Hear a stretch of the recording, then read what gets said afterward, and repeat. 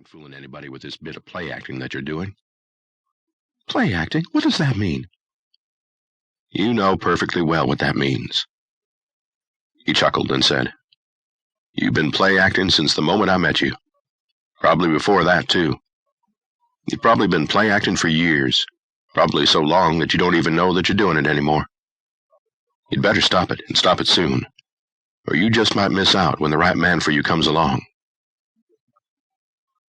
The right man? Someone like you, I suppose? Maybe. Don't flatter yourself, Mr. Creed. No, don't you flatter yourself, Louise. Do you remember what I told Fay when I said goodbye to her on the muddy, boggy river? I wasn't listening. There you go again, lying. You got to stop that, Louise, and start being honest. If you don't, you'll wind up either as an old maid or as a very unhappy woman with a man that you really will detest.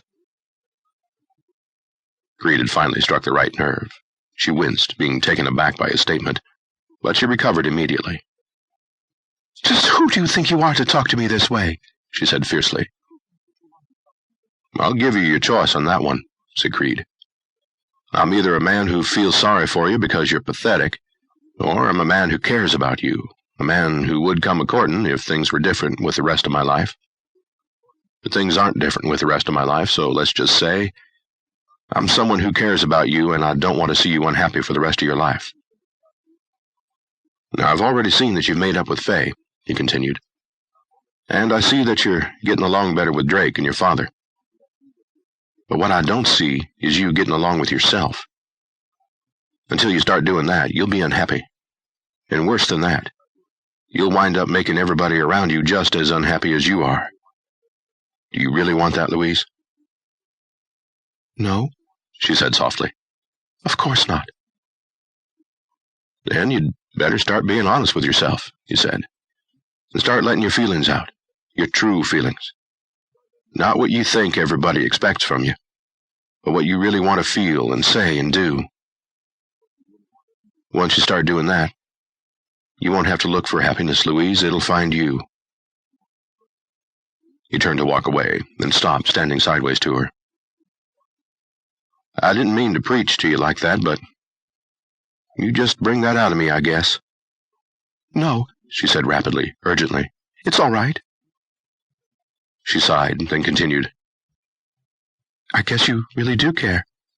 About me, I mean. Creed's smile spread across his face. He shook his head and said, You really do catch on quick, don't you?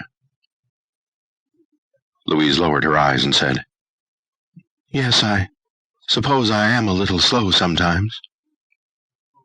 Looking up again, she asked, Did you really mean what you said about courting if things were different in your life?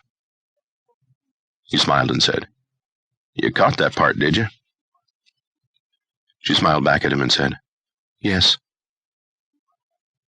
Well, let me put it this way, said Creed. I told Fay that the only woman who could ever tie me down would have to be part wildcat, part mule, and part cottontail with just a tiny bit of alley cat thrown in to make her real interesting. She doesn't have that alley cat in her. But you do. He tipped his hat and said, I'll be going to say goodbye to Little Bee now. He turned and walked away toward the meadow where the animals were staked out. Louise watched him go, wishing that he would come back and take her into his arms and never leave again. But she knew that couldn't be. Not now, anyway. Maybe when he came back for Little Bee, whenever that should be. She could wait until then. Or so she told herself. Creed caught up to Little Bee, Drake, and Tyler in the meadow. I'm going now, he said. I just came to say goodbye. He offered his hand to the ex-slave. Mr. Tyler, I hope we'll meet again one day. And the next time we do, we can get off to a friendlier start. Tyler shook his hand and said, I think I'd like that, Mr. Creed. You watch out for yourself now. Write me a letter, Mr. Tyler, and let me know if you find your family. I'd like to meet them someday. I'll do that, said Tyler. He released the grip. Creed turned to Drake. You had a hard lesson about guns, Drake, he said. But I think you learned.